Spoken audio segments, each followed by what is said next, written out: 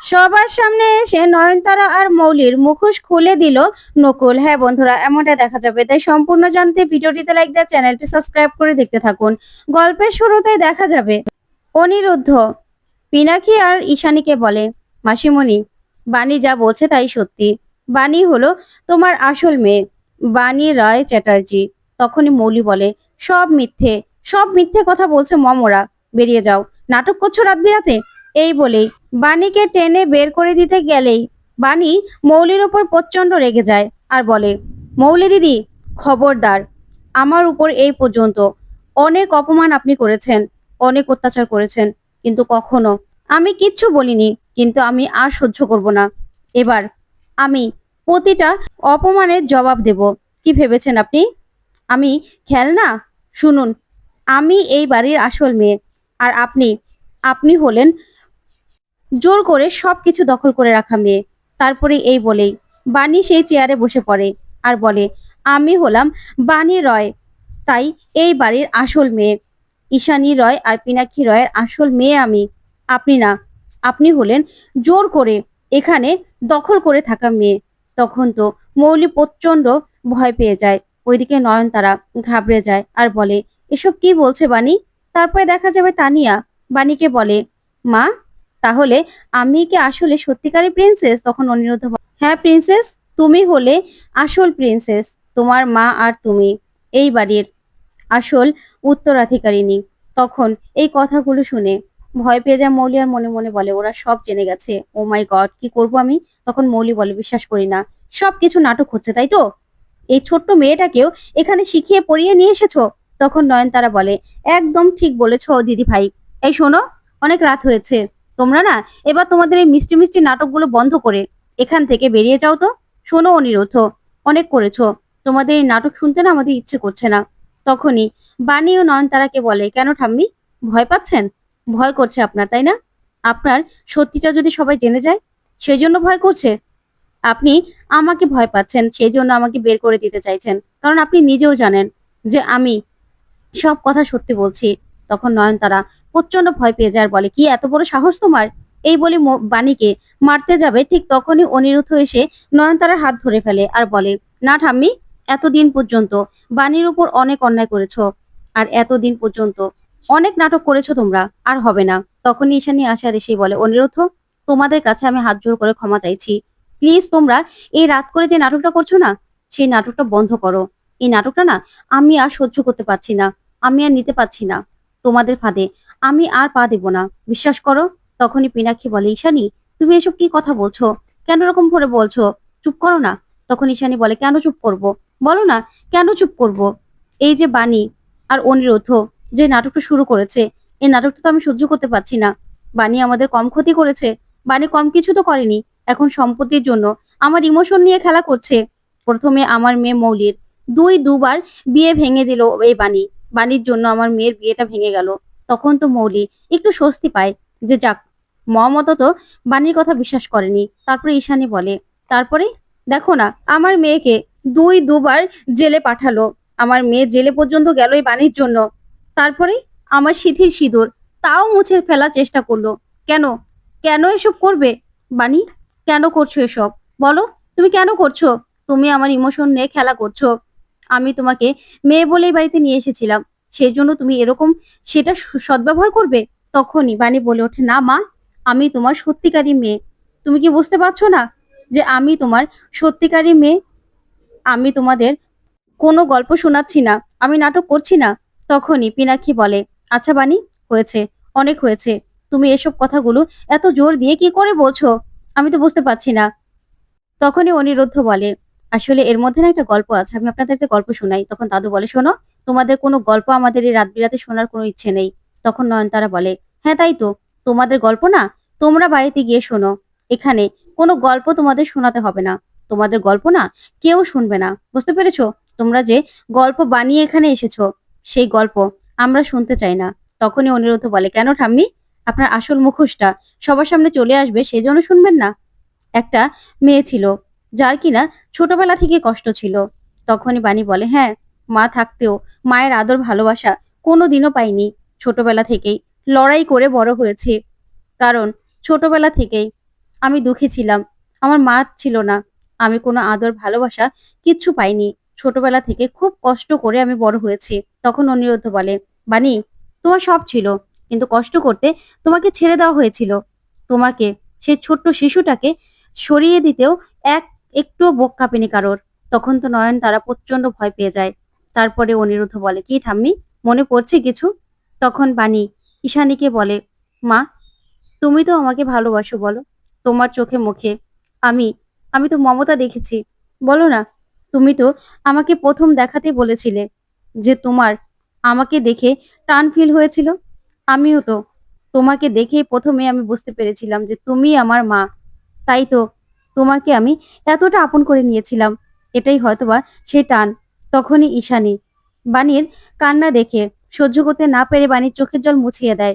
তারপরে যা দেখে বাণী ভাবে যে ঈশানী হয়তো ওর কথা বিশ্বাস করেছে। তখন ঈশানী বলে, "না বাণী, তোমার চোখে জলে না অনেক ভুলেছি আমি। কিন্তু তোমার এই চোখে জলে আমি আর ভুলবো না। তোমার আর অনিরুদ্ধর ফাঁদে না আমি আর পা দেব না। তোমরা যে সব কথাগুলো বানিয়ে বলছো, সে কথাগুলো আমি বুঝতে পারছি।" তখন বাণী চমকে যায়। ওইদিকে মৌলি আবারও স্বস্তির নিঃশ্বাস ফেলে। তখন ঈশানী বলে, "বাণী, আমি ভাবতে পারছি না, শুধুমাত্র সম্পত্তির লোভে তুমি এইভাবে এভাবে আমার মমতা নিয়ে খেলা করবে, আমার ইমোশনটাকে কাজে লাগিয়ে এই বাড়িতে আমার মেয়ে হওয়ার দাবি করবে। আমি তো ভাবতে পারছি না যে তুমি এতটা নিচে নামতে পারো। সত্যি আমি ভাবতে পারছি না।" তখন বাণী অবাক হয়ে ঈশানীর কথা শুনতে থাকে। তখন ঈশানী কান্নায় ভেঙে পড়ে আর বলে, "তোমাকে আমি কতটা আদর করেছি, ভালোবেসেছি।" তখনই দেখা যাবে ঈশানীকে সরিয়ে পিনাকি বলে, "ঈশানী, এসব কি কথাবার্তা বলছো? কেন বলছো?" তখন ঈশানী বলে, "আজকে তুমি আমাকে আটকাবে না। আজকে আমাকে কথাগুলো বলতে দাও। দেখছো না ওরা কি নাটক শুরু করে দিয়েছে? এখন আবার কি বলছে? ওরা কি আমার মেয়ে?" তখন নয়নতারা বলে, "হ্যাঁ পিনাকি, বৌমাকে কেন আটকাচ্ছ? ঠিকই তো, ওরা নাটক শুরু করে দিয়েছে।" তখন মৌলি বলে, "মম ড্যাড, আমার কাছ থেকে অনিরুদ্ধকে কেড়ে নিও না, এই বাণী শান্তি হয়নি। এখন আবার আমার মম ড্যাড, আমার দাদু সবাইকে কেড়ে নিতে চাইছে।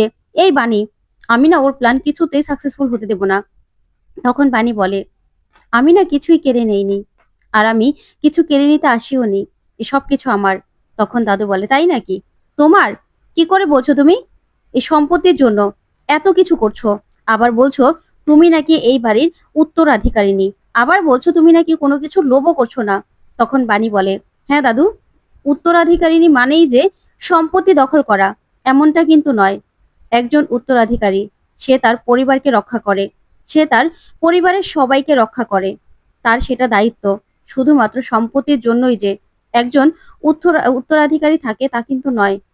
তাই আমি বাইরে থেকেও এতদিন পর্যন্ত নিজের পরিবারের জন্য যেমন প্রার্থনা করেছি, পরিবারকে রক্ষা করেছি, তেমন এই বাড়িতে থেকেও আমি সবাইকে রক্ষা করব। সেই কথাই দিচ্ছি সবাইকে।" তখন নয়নতারা বলে, "বাবা, এখন কি না আবার রক্ষা করবে? তুমি এই বাড়ি থেকে চলে যাও, তাহলেই না এই পরিবার রক্ষা পাবে। বুঝতে পেরেছো? তুমি এই বাড়িতে থাকলেই যত ঝামেলা সৃষ্টি হবে।" তখন অনিরুদ্ধ এই কথা শুনে চমকে যায় আর বলে, "কেন ঠাম্মি, আপনার কি সমস্যা হচ্ছে নাকি? বাণী এই বাড়িতে থাকলে আপনার সমস্যা হয়ে যাবে, তাই তো?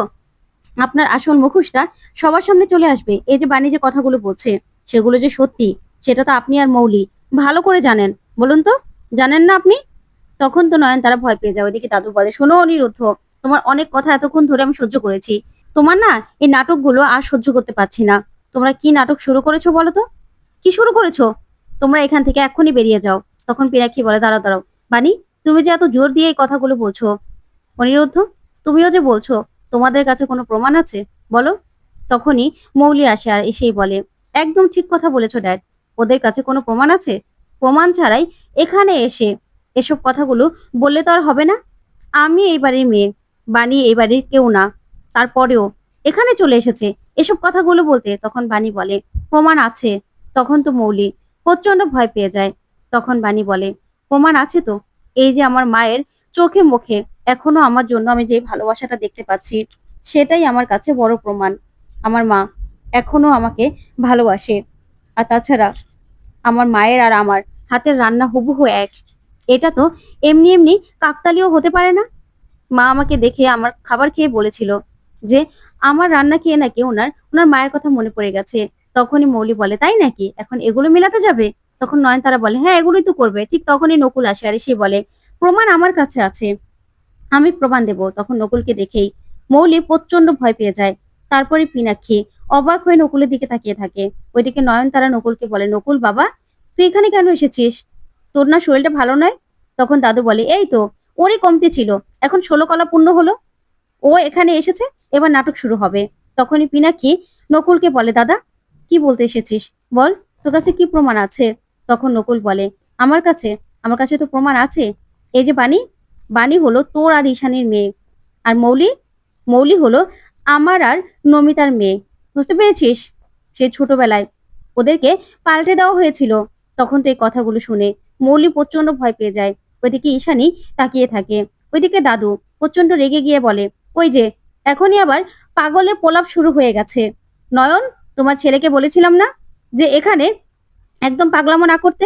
কাল অব্দি যার কিচ্ছু মনে ছিল না, এখন নাকি তার সব মনে পড়ে গেছে।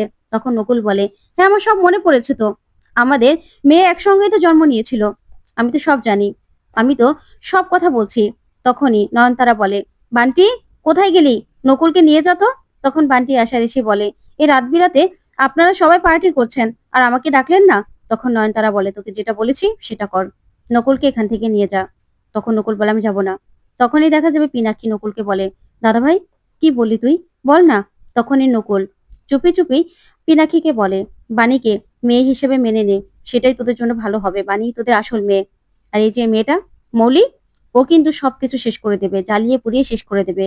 তখন নয়নতারা বলে, নকুল বাবা, তো শরীরটা কি বেশি খারাপ করছে? কেন এসব কথাগুলো বলছিস? তখন অনিরুদ্ধ বলে, ঠাম্মি কেন তুমি নকুল কাকাকে মুখ বন্ধ করতে বলছো? কেন বলছো? শাক দিয়ে মাছ ঢাকার চেষ্টা করো না।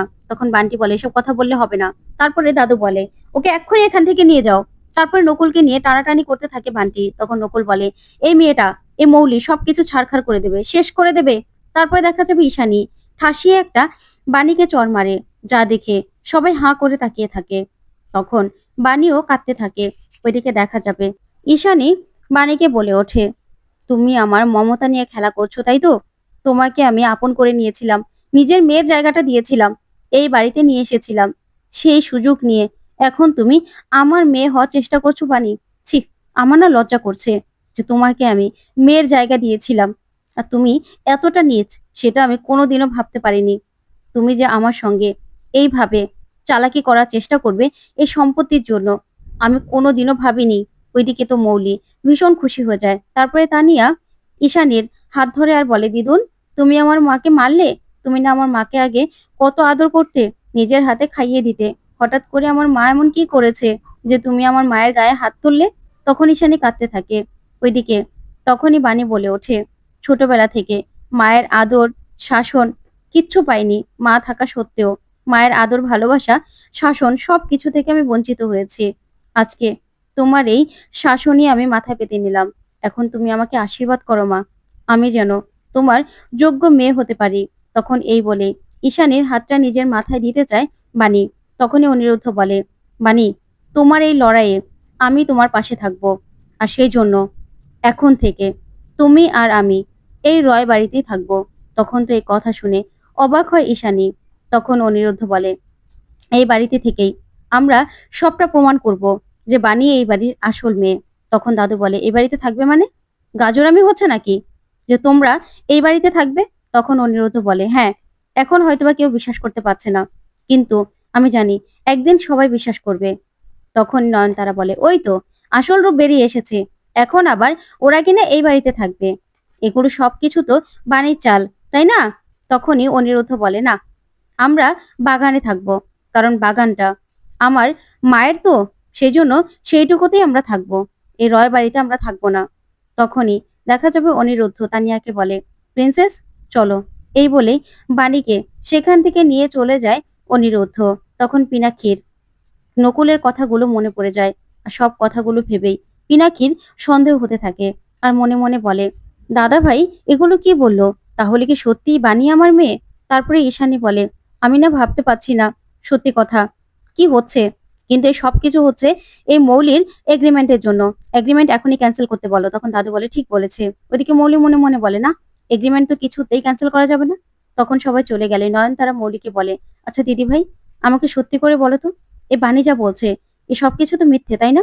কারণ সেই মেয়েটাকে আমি তো অনেক আগে শেষ করে দিয়েছিলাম, কারণ আমার আমার ছেলের মেয়ে হবে এই বাড়ির আসল উত্তরাধিকারী। তখন মৌলি বলে, হ্যাঁ ঠাম্মি, ও সব মিথ্যে কথা বলছে, বানিয়ে বানিয়ে নাটক করছে। তখন নয়নতারা বলে, হ্যাঁ তাই তো। তখনই মৌলি বলে, আচ্ছা তুমি তো সে বাচ্চাটাকে শেষ করে দিয়েছিলে বলো। তখন নয়নতারা বলে, হ্যাঁ শেষ করে দিয়েছিলাম তো। এই যে এই চেয়ারটা বসো, বসো, ওই মেয়েটা বানি যেভাবে বসেছিল ঠিক ওইভাবে বসো। এই হলো আমাদের আসল উত্তরাধিকারিণী। কিছুতেই বাণীকে আমি এই বাড়িতে টিকতে দেব না, ঢুকতেও দেব না। তো বন্ধুরা, কেমন লাগলো আজকের আপডেট কমেন্ট করে জানাতে ভুলবে না। ধন্যবাদ।